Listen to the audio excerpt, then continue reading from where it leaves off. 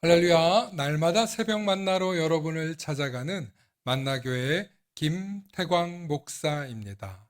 오늘도 하나님의 크신 사랑과 은총이 함께 하시길 소망합니다. 오늘 우리에게 주시는 말씀은 말라기 3장 8절로부터 10절의 말씀입니다. 사람이 어찌 하나님의 것을 도둑질하겠느냐? 그러나 너희는 나의 것을 도둑질하고도 말하기를 우리가 어떻게 주의 것을 도둑질하였나이까 하는도다. 이는 곧 11조와 봉헌물이라. 너희 곧 온 나라가 나의 것을 도둑질하였으므로 너희가 저주를 받았느니라. 만군의 여호와가 이르노라. 너희의 온전한 11조를 창고에 들여 나의 집에 양식이 있게 하고 그곳으로 나를 시험하여 내가 하늘 문을 열고 너희에게 복을 쌓을 곳이 없도록 붙지 아니하나 보라. 아멘. 오늘은 쓰레기통 어디 갔어? 라는 제목으로 말씀의 은혜 나누고자 합니다. 미국의 한 부부가 착실히 교회를 출석하기 시작하였습니다. 그런데 하루는 아내가 남편에게 헌금과 관련된 이야기를 했습니다. 여보, 우리도 이제는 11조를 내야 할 것 같아 라고 얘기했더니 남편이 펄쩍 뛰며 굳이 우리까지 낼 필요 없어. 다른 사람들이 잘 내고 있잖아 라며 아내의 11조 이야기를 거부했습니다. 이 부부는 미국에서 옷가게를 운영하고 있었습니다. 그래서 수중에 항상 현금이 있었고 세금 추적을 받지 않기 위해서 은행 계좌에도 돈을 넣지 않았습니다. 때로는 집안 곳곳에 돈을 숨겨놓고 가장 안전한 곳, 부엌 밑에 혹은 양말 속에, 장롱 속에 숨겨두었습니다. 그런데 하루는 도둑이 들어서 귀신같이 그 모든 곳에 있는 돈을 훔쳐갔습니다. 그래서 이제 남편이 보다 더 안전한 곳에 숨겨둬야겠다라는 생각을 하고 자신의 서재 쓰레기통 밑에 종이봉투를 두껍게 깔고 그 밑에 감추어 두었습니다. 아무리 도둑이 들어도 쓰레기통 밑바닥까지 보지는 않으리라 생각하였습니다. 그리 남편의 생각은 맞았습니다.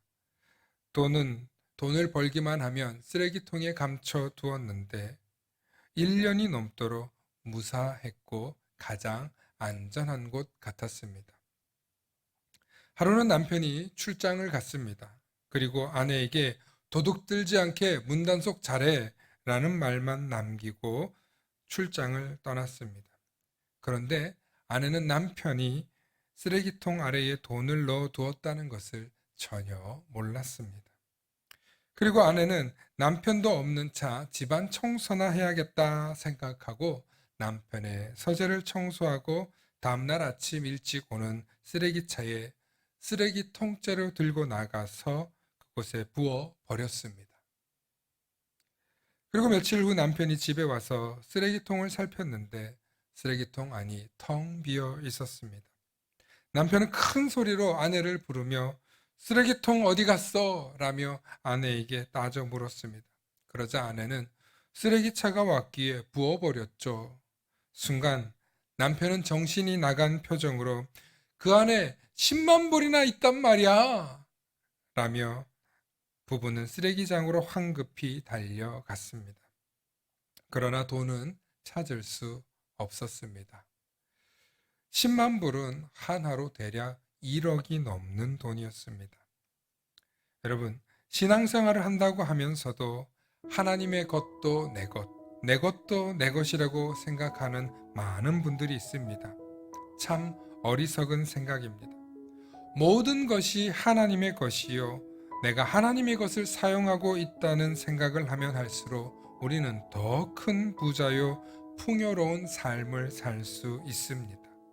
그런데 놀랍게도 11조를 하지 못하는 대부분의 사람들의 특징은 내 것을 하나님께 드린다는 생각을 하고 삽니다. 물론 내 것을 하나님께 드리는 것이 꼭 틀린 말은 아닙니다. 하지만 우리의 몸과 마음의 건강을 지켜주시고 내 주위의 주변 환경과 나의 일터와 모든 곳에서부터 나를 지켜주시고 돌보아 주신 것을 값으로 매길 수 있을까요? 하나님은 자신이 가난하셔서 우리에게 헌금하라고 11조 하라는 것이 아닙니다. 교회와 가난한 이웃을 돌보라고 헌금을 하게 하신 것입니다. 그리고 그 헌금에는 오직 하나님께 드림이라는 믿음의 자세와 결단이 필요합니다. 그러므로 우리가 하나님을 얼마나 경외하고 감사하고 신뢰하느냐에 따라서 우리가 헌금을 드리는 자세와 태도까지도 순수하고 아름다운 예물이 될 수 있는 것입니다. 이제 모든 것이 하나님께로부터 왔음을 고백하며 하나님의 은혜에 감사하고 경외하는 마음으로 예물을 올려드리시는 저와 여러분들 되시길 소망합니다. 샬롬.